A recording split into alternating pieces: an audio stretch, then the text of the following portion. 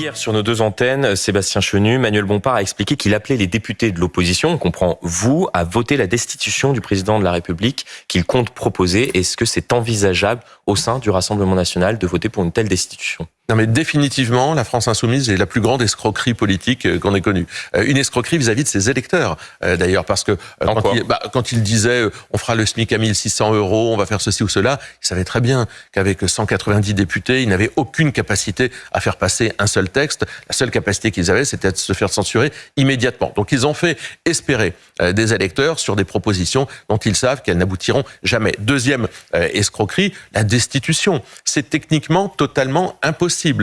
Il faut d'abord, c'est très complexe, c'est très long. Il faut 2/3 de la majorité de l'Assemblée, 2/3 du Sénat. Je rappelle que les socialistes et les écologistes, les fameux alliés de la France insoumise, ont déjà dit que non, pour eux c'était totalement saugrenu. Donc faire espérer les gens sur des voies de garage, sur des impasses, sur des voies sans issue, c'est une escroquerie politique. Donc pour vous, la destitution, ce sera non ? Mais parce que c'est impossible à mettre en œuvre, ça n'a aucun sens. Enfin, je veux dire, moi, je n'ai aucun affect pour Emmanuel Macron. Je pense que à la fin, le président de la République, si la situation est coincée, il n'aura pas d'autre choix que ou redissoudre dans un an, ou partir et démissionner. C'est ça, ce que nos institutions permettent à Emmanuel Macron. Le reste, c'est un bidouillage qui n'aboutira pas. Or, je n'ai pas le goût de l'énergie mal employée. Je pense que la situation du pays ne le permet pas. Donc, les atermoiements, les bidouillages, les escroqueries politiques de la France insoumise, ça suffit, il faut du concret. Hier, vous avez très certainement dû entendre Harmonie Comines. La France a tué mon mari par son laxisme, je la cite, son insuffisance et son excès de tolérance, émotion et colère sourde, légitime. Et au-delà de cela, partagez-vous ce matin sur nos deux antennes son constat ?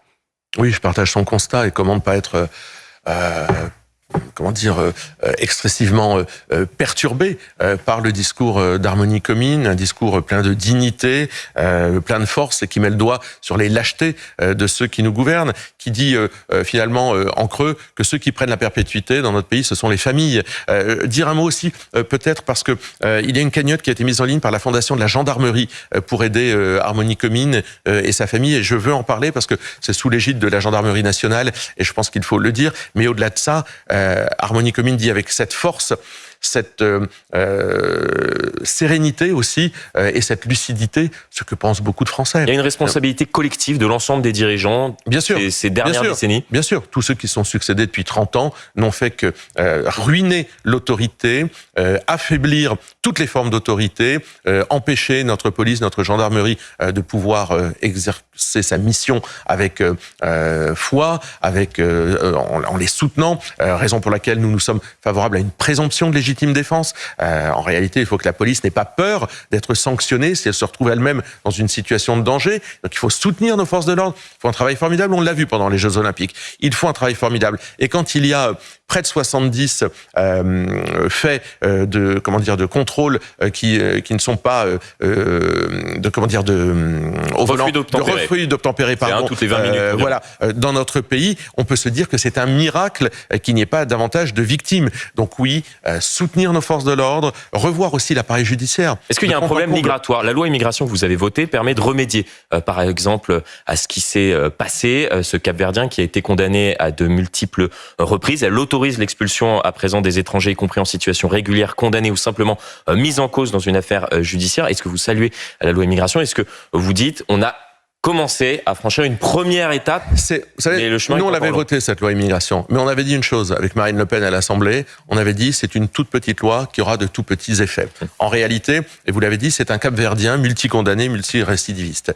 Qu'est-ce qu'un Cap-Verdien ? Il vient d'un pays qui n'est pas en guerre, il vient d'un pays dans lequel il pourrait retourner sans trop de problèmes, fait sur notre territoire après avoir été multicondamné. Il y a un principe sain et qu'il faut absolument insérer, j'allais dire, dans la pensée politique aujourd'hui que nous portons, c'est que tout étranger sur notre sol qui commet un délit ou un crime doit être expulsé. Et il faut se donner les moyens de faire appliquer ce principe. On en est très loin. Que foutait ce Cap-Verdien sur le territoire français après avoir été multicondamné?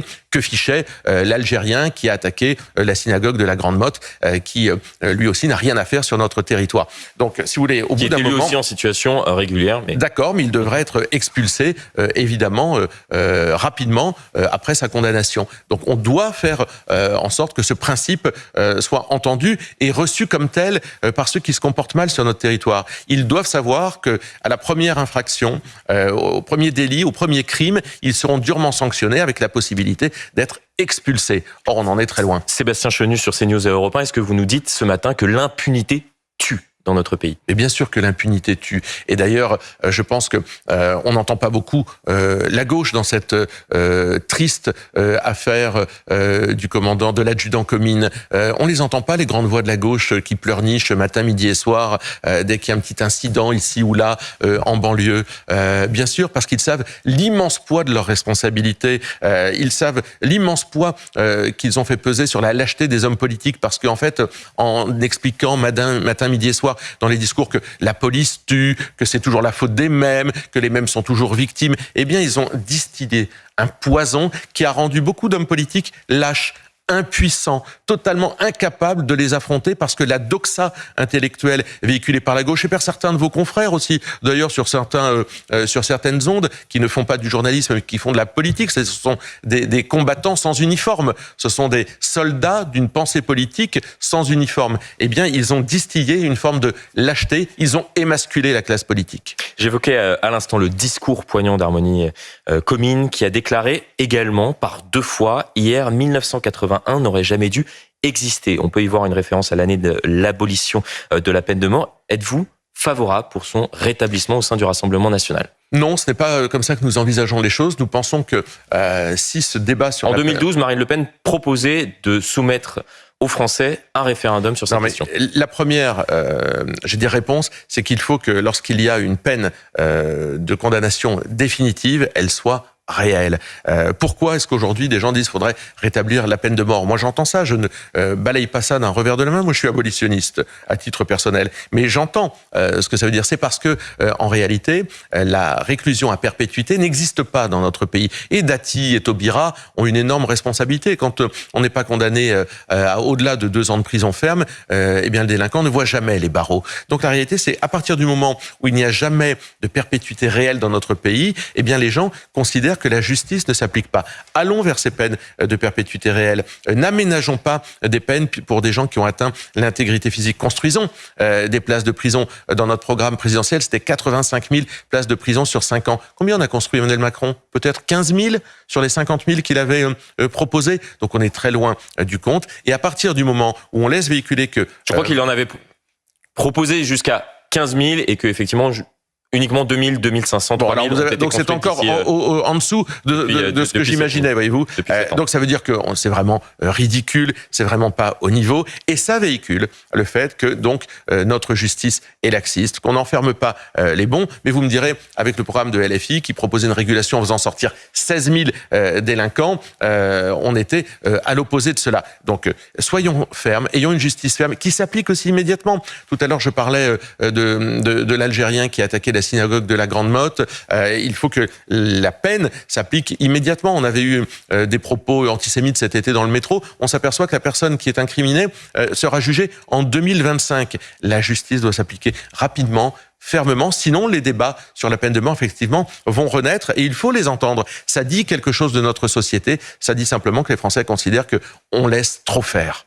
Dans votre programme pour les législatives, le Rassemblement national, vous aviez proposé un big bang de l'autorité à l'école. Pensez-vous que la restauration de l'ordre, on en parle depuis plusieurs minutes, doit aussi passer par une réforme profonde du système scolaire? Et validez-vous, par exemple, cette interdiction du portable jusqu'au collège, dont l'expérimentation débute dès cette rentrée?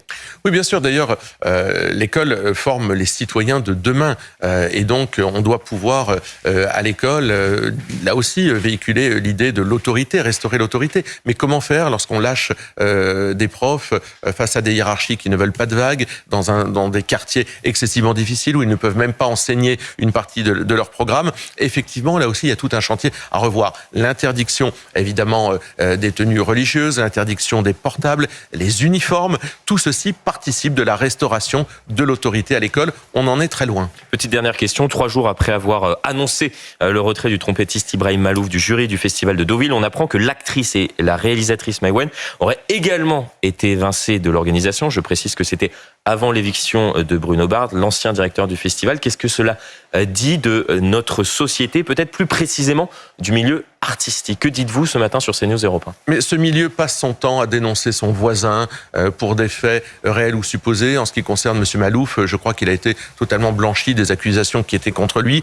Mais ce milieu artistique n'en finit pas de couper des têtes, de demander la tête du voisin. Et à jouer à cela, c'est notre société tout entière qui finira par y passer. Moi, je crois que ces gens ne sont pas raisonnables. Lorsque quelqu'un a été condamné, qu'il a payé sa dette à la société, il a le droit de continuer. Lorsque quelqu'un a été blanchi, il a le droit de continuer à avoir une activité.